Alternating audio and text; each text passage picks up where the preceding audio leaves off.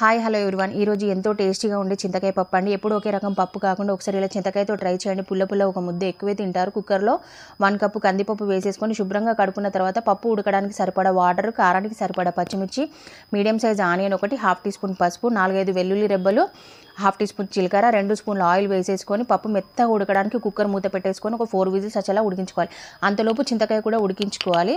ఒక బౌల్లో చింతకాయలు వేసేసుకొని ఒక గ్లాస్ వాటర్ వేసేసుకొని పైన పొట్టు పగిలే వరకు ఉడికించుకోవాలి. ఇలా ఉడికిన తర్వాత పైన పొట్టు మొత్తం తీసేసుకొని చింతకాయ రసం మొత్తం పిండేసుకొని పక్కన పెట్టేసుకోవాలి. ఇప్పుడు పప్పు మెత్తగా ఉడికిన తర్వాత మొత్తం పప్పు గుత్తితో రుబ్బుకొని చింతపులుసు వేసేసుకోవాలి. ఈ చింతకాయ పులుసు మొత్తం వేసేసుకొని ఇందులోనే తగినంత సాల్ట్, కరివేపాకు, కొత్తిమీర వేసేసుకొని బాగా మరిగించుకోవాలి.